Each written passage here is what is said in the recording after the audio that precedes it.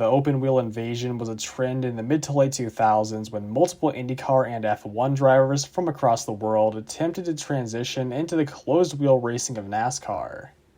The high-aggression, heavy cars and unique oval race tracks provided a steep learning curve to these drivers, and while most failed to adjust and left the sport after only 1 or 2 seasons, a small group of them stayed around for the long haul. Some of those that stuck around, like Juan Pablo Montoya, did so because they had already succeeded tremendously in open-wheel racing and wanted to add to their legacy, while others such as Scott Speed did so because open-wheel racing had not worked out so well for them. After 2 seasons in Formula One filled with poor results, incidents, and controversies within his Toro Rosso team, the Red Bull-backed driver of Speed was directed back to his home country to compete for his sponsor's new NASCAR operation. In 2008, Team Red Bull was entering a second full-time season in NASCAR, and it couldn't get much worse than their debut the year prior. Fielding Toyotas, which were making their debut in Cup as well, Red Bull's main concern, along with most other Toyota teams, was simply making the field. It was an all-around miserable entrance for Toyota, but with money continually pouring in and powerhouse team Joe Gibbs Racing joining them ahead of the 2008 season, there was hope for quick improvements on the Red Bull side. They too had the funds to force their way to the front, and while he hadn't fit in the best in F1, they figured Scott Speed had the talent to help them get there. But as was the norm in the open-wheel invasion, Speed was expected to get to Cup very soon, and little thought was put into his stock car racing driver development. Just the year prior, Juan Pablo Montoya was brought to Cup after only a handful of Busch Series starts towards the end of 2006, and while he understandably wasn't the greatest on oval tracks, he still contended for top 10s and even won a Sonoma. So with multiple other open-wheel stars such as Dario Franchitti and Sam Hornish Jr. on similar direct paths to the Cup Series for 2008, Team Red Bull is generous, relatively speaking, to give Scott Speed 1 full season in ARCA and Trucks before moving him up as well. For his first year in NASCAR, they organized a deal with Eddie Sharp Racing for him to run the full ARCA schedule, and with Morgan Dollar Motorsports to run select Truck Series races. Speed entered this season opener at Daytona with at least some superspeedway experience, as in his ARCA debut and only start up to that point, he piloted the Boucher Racing entry to a respectable 7th place finish the past fall at Talladega. That experience carried over well into the ARCA 200 at Daytona, where Speed qualified in 2nd place, led 16 laps, and looked like one of the favorites to win. But already under the 3rd caution of the day, just past lap 20, Speed and most of the other leaders came down pit road for a full stop. This put them behind a handful of drivers who stayed out and right into the hornet's nest of the pack when one of the biggest crashes in series history broke out just a few laps later. While running single file, the 2nd place car of Kyle Krisiloff suddenly moved out of line and tried to come back down, clipping the front end of Justin Marks and wrecking in front of the field. 23 drivers were officially listed as having been involved in that crash, and bearing the biggest hit of them all was Scott Speed, who with nowhere to go slammed hard into Krisiloff when the 7 came back up across the track. It was a disappointing start to this season, but at least escaping injury, Speed went on to finish well in both of his next 2 races. In the 2nd round at Salem, he led 8 laps and finished 5th, and in the 3rd round at Iowa, he led 28 laps and route to a 6th place finish. He had clearly gotten the hang of oval racing pretty quickly, and in the next race out of Kansas, he was once again out front for multiple laps. After starting in 2nd, he led out of the gate, but in a freak ordeal on just lap 14, his window net fell down and he was promptly black flagged. He was forced to come down pit road under green to have his crew reattach it and lost a lap in the process, so his chance of the win was seemingly already over. But thanks to a couple of cautions, Speed was able to get his lap back via the free pass with around 40 laps to go. And as there were only 14 cars left in the lead lap, he still had a shot at a good finish and a fast car to get him there. Over the course of the next green flag run, Speed carved his way through the field, going from 14th to 6th in under 30 laps, but the leader of Rob Brent was still an unreachable 9 seconds ahead. Then in an unintended team play by a fellow Eddie Sharp Racing driver, Justin Lofton went spinning with around 12 laps to go to bunch up the field to put Scott Speed back into contention for the race win. Under caution, many of the frontrunners came down pit road, including the leader of Brent, but Speed's team opted to stay out, which with so few laps remaining, and another caution soon thereafter, turned out to be the right call, and in the final lap, Speed ran away with the lead uncontested to score his first ARCA win. His momentum in ARCA carried over well into the Truck Series, where later that day he put together a strong 8th place finish. After making 2 stars for Morgan Dollar Motorsports, that race was Speed's first for Bill Davis Racing, as their planned full-time driver Philip McGilton ran out of funding. Showing clear promise and of course bringing that sweet Red Bull money, the Bill Davis team prompted Speed to be their primary driver for the rest of that season, and following a couple of disappointing results, he started off the Dover weekend strong with his best qualifying effort yet of 4th place. He ran in and around the top 5 for most of the early race, but it couldn't match the dominating speed of Kyle Busch. Busch led all of the first 96 laps and would have kept going on for many more, but his reign came to an end while out front when a transmission failure sent him to the garage. Ron Hornaday was the next driver to take charge, and he led for the next 36 laps before a string of cautions led to some interesting pit strategy. With tire wear playing less of a factor than usual, many teams were willing to gamble to get track position, including the 22 team of Scott Speed, who took only 2 tires with a little under 70 laps to go. While he won the race off pit road, he lined up 3rd for the restart, behind Todd Bodine and Shane Sieg, who each pitted under the previous caution and chose to stay out. After a few laps, it was clear that Hornaday's 4 fresh tires weren't doing that much for him, and that despite going 19 laps down due to repairs, Kyle Busch still the fastest truck on track. Thanks to the single-file restart rules at the time, Busch lined up next to the leaders in the inside line, as all the lap-down trucks did, and within a few laps, he chased down Bodine to take a lap back. Of course, it didn't put him any closer to a decent finish, but he had the speed to run up front, and anyone familiar with the Busch shouldn't be surprised that he did just that. Regardless, approaching 50 laps to go, Speed finally caught Bodine and made easy work of him. Bodine had taken fuel only in his most recent pit stop, so Speed's 2-tire advantage was enough to make a difference. That and Bodine had been slow all day, running outside the top 10 prior to his pit strategy. But in hindsight, running just outside the top 10 was preferable to how their race ended, as with 30 laps to go, he cut a right front tire and made hard contact with the wall. But still, seeing how little tires affected race pace, Scott Speed and most of the leaders stayed out under caution, but this time, Speed was in for a greater challenge with Ron Hornaday lining up right behind him on the restart. Hornaday had been a bit faster for most of the race and had taken 4 tires on his most recent pit stop as opposed to Speed's 2, but before the caution came out, he reported an engine vibration on his truck. And on the restart, that mechanical ailment prevented him from getting a good launch, and Scott Speed soared ahead with just 23 laps to go. Despite the next truck in the lineup, Jack Sprigg, also having taken 4 tires on his most recent pit stop, Speed managed to pull away as the run went on, and with the field keeping clean in the closing laps, he went on to win his first Truck Series race without contest. While that win turned out to be Speed's only one of the Truck Series season, he was up in the mix a few more times, such as in Michigan where he led 17 laps and brought to a 3rd place finish, and at Bristol where he won the pole and also finished in 3rd place. His overall stats were more than impressive for a first-year driver, as with the 1 win, 4 top 5s, and 9 top 10s in just 16 starts, he didn't look too far off from his teammate and that year's champion Johnny Benson. Speaking of champions, Speed had a solid chance to become one himself back in the ARCA Remax series, where after scoring his first win at Kansas, he went on to win 3 more times at Kentucky, Berlin, and Nashville, and heading into the season finale at Toledo, he was leading the points. After a crash early in the season at Rockingham, Speed went on to score a stunning 14 consecutive top 10 finishes. But while another great finish in the penultimate round at Talladega could have sealed up the title for him, he blew a tire with 27 laps to go and crashed out. On the bright side, his biggest championship threat of Ricky Stenhouse Jr. was also collected in a crash that day. But at the same time, Justin Allgaier, who came into the race a distant 3rd in points, picked up the win and put himself back into championship contention. Nevertheless, Scott Speed still held a comfortable 90-point lead over Stenhouse, meaning that Stenhouse would be more or less in a must-win situation. The 2 other drivers mathematically in contention were Allgaier and Frank Kimmel, but they would not only need to win the race, but also benefit from Speed and Stenhouse having poor finishes. All Scott Speed had to do was put together a quiet top 10 day, and the championship would be his, but even in the early laps, he was showing high levels of aggression. When the caution came out on just lap 6 for a multi-car incident, Speed got into the 2nd place car of Dexter Bean while slowing down and spun him out. Then while battling for position with Stenhouse, he decided to push the issue. Prior to the 2nd caution, Stenhouse provoked the situation by getting into Speed from behind. But rather than just letting Stenhouse by in the following laps, Speed continued to hold him up, and eventually Stenhouse lost his patience and flat out dumped him into the wall.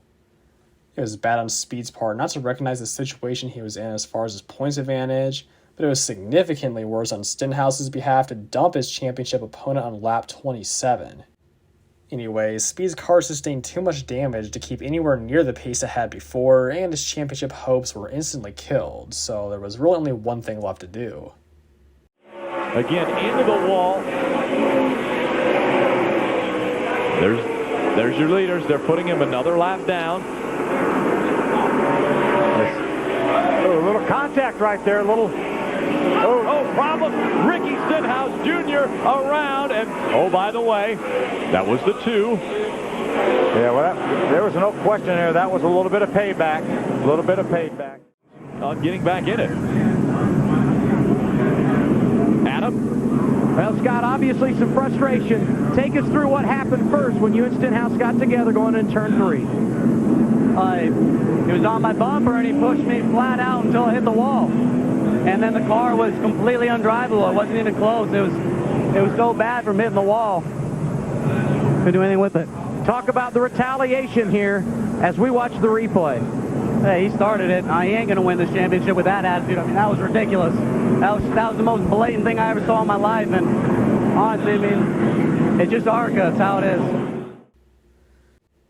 In one of the most satisfying and justified paybacks in NASCAR history, Speed at least ensured Stenhouse would go down with him, but meanwhile, Justin Allgaier rose to the occasion, running up front the whole race and scoring his 3rd consecutive race win en route to the championship.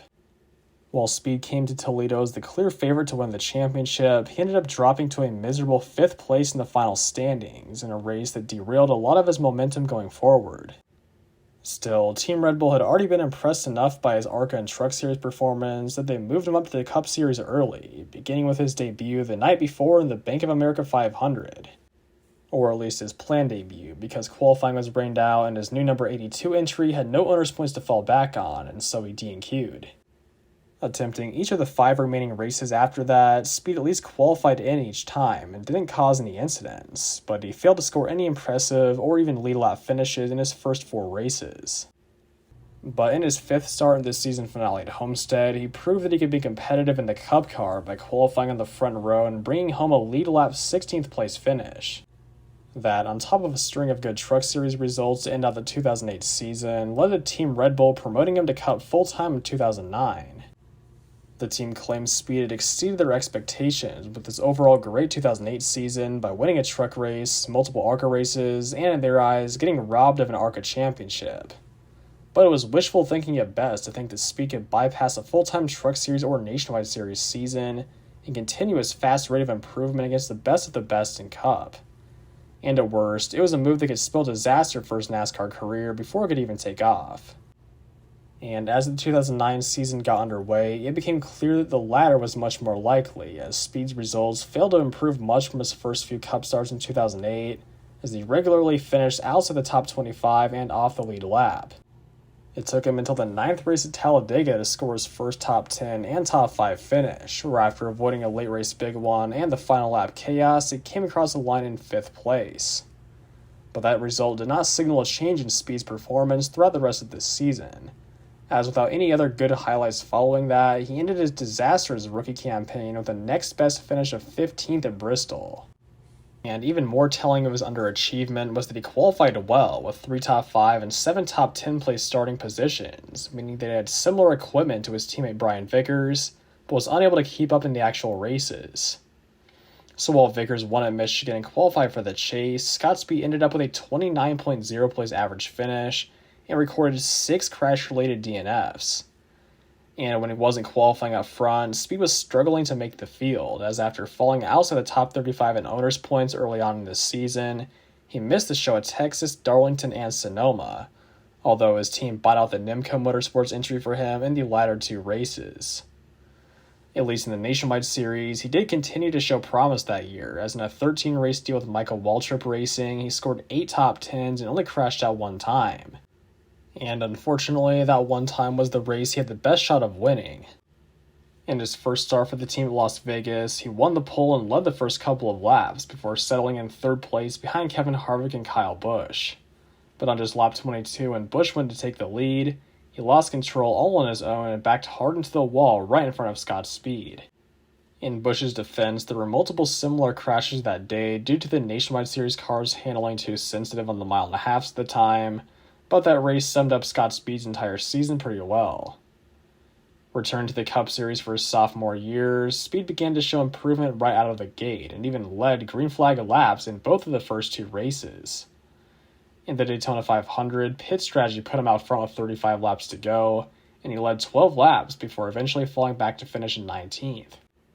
But surprisingly, his better shot at winning came the next week in the Auto Club 500, where with storms approaching, he was in the lead with under 60 laps to go when rain brought out the caution. He got to that point by staying out as long as possible during green flag pit stops, and had the storms been a little closer to the track, he could have ended up in victory lane. But instead, the race went back underway after only a few caution laps. Nevertheless, he drove back into the top 10 over the course of the next run, and while he faded back a bit to finish in 11th place, it was still his best non-superspeedway cup race up to that point. That was until a couple weeks later at Atlanta, where in the second major incident between Brad Keselowski and Carl Edwards, Scott Speed scored his second top 10 finish, coming across the line after 2 green-white checkered attempts into 10th place. But while his season started off showing major improvement, as the season carried on, he continued to better his stats from his rookie year, but not nearly as noticeably. He finished in the top 10 once more with another 10th place finish in the Coke 0400, and began finishing on the lead lap much more often, but he still fell short of the team's expectations. His improved 25.1 place average finish was still only enough to finish 30th in the points, again among the worst of all full-time drivers, and his number 82 machine even finished 6 spots back of the number 83 car in owners' points, despite Brian Vickers stepping away after only 11 races due to health issues, and a variety of part-time drivers struggling in the car for the rest of this season. But still, the Red Bull team wasn't without blame themselves, as in 2010, Speed's only 2 DNFs were due to engine failures, one of which came while he was running in 8th place at Watkins Glen. Also having qualified in 8th, Speed held his ground for the first 13 laps, but during green flag pit stops, his car stalled out and relegated him to a last place finish. It was far too early in the race to call it one of his best performances, but it was certainly one of his biggest what-ifs. An even bigger one, of course, being what if he was given a fair shot in NASCAR, as despite succeeding far beyond his expectations in 2008 and at least showing some improvement in the Cup Series after being rushed up, Team Red Bull replaced him with an established winner in Casey Kane for the 2011 season and kicked him to the curb. Unfortunate as it was, situations like that are all too common in NASCAR. Whatever the reason is, if a driver isn't performing up to a team's liking, then they're usually cut. Especially given that Speed didn't bring any outside funding, as his sponsor was his team's brand. But the other side of this story made the situation a whole lot messier. According to Speed, he was promised a 3-year contract extension at around halfway through the 2010 season. But amid Casey Kane's signing also at around halfway through the season, and Brian Vickers being medically cleared to return for 2011, Speed was soon told he wouldn't be returning at all. Not only that, but Red Bull reportedly refused to let him reach out to any other teams until the end of the 2010 season, essentially screwing him out of negotiating any decent deals for 2011, and they attempted to get out of paying him anything for their breach of contract. Team Red Bull's argument was that they had a performance clause in their Cup Series contracts, stating that if a driver is outside the top 16 in points, they can be immediately terminated. Brian Vickers did finish 12th in points in 2009, but that was the only time a Red Bull driver had finished inside the top 16 in points, so while the clause may have been in the contract, it was a pretty ridiculous one, especially when comparing Vickers' NASCAR experience to Scott Speed's. And according to Speed, Team Red Bull pulled back funding prior to the 2010 season, which can be backed up with the team's results. Speed began this season running towards the top 15 and overall much better than in his rookie year, even ranking 21st in points after the first quarter of the season, but then spiraled back down to running in 25th to 30th later on. Meanwhile, Vickers, the lead driver, was only ranked 20th in points at the same time he stepped away, and the many fill-in drivers only combined for 2 top 10s over the remaining 25 races. So these claims of employee layoffs and cutbacks in the aero package were well evidenced for Scott Speed, and so he went swinging for the fences looking to take $6.5 million from Red Bull, the amount that he was supposed to earn through the 2013 season. Over the next year, the lawsuit was privately settled, so it's unknown how much he got from them, but what is known is that he didn't get much more of an opportunity on track for 2011. It took Speed over halfway through the season to line up his first Cup Series ride, that being with Max Q Motorsports. In 3 starts for them and 13 attempts with fellow underfunded team Whitney Motorsports, he was forced to start and park in all but 2 of his races, and in the Nationwide Series it wasn't much different, having to start and park in all 4 of his races with Key Motorsports. The only race he got to run to completion all year in respectable equipment was at Montreal in a one-off with Kevin Harvick Incorporated. There, he made the most of his opportunity and battled up front all day, leading 5 laps and finishing a solid 6th place. In 2012, Speed at least had a ride at the start of this season, but it wasn't exactly worth writing home about, as he was assigned to start and park for the Motorsports Group, formerly Key Motorsports, for 12 races in the Nationwide Series. In the Cup Series, however, he signed a slightly more promising deal to become the primary driver for Levine Family Racing. The team had run their first few races the year prior and were looking to build up their new program around an experienced racer. While they too lacked significant funding and had to start and park nearly all of their races, they did allow Speed to run the full distance 3 times, including at Watkins Glen, where he put together a remarkable 17th place run in his unsponsored Ford. For 2013, he reunited with the Levine family team and took advantage of a relatively small Daytona 500 entry list to make the field with ease. Securing last-minute sponsorship from Dish, Speed finished on the lead lap in 23rd place in his first Great American race since 2010. But after starting parking in all of their next 4 races, it wasn't until the Aaron's 499 when he had the chance to compete for another solid finish. There, he worked his way up through the pack as the laps wound down, and after navigating his way through the late race Big One, he lined up for the final restart in the top 10.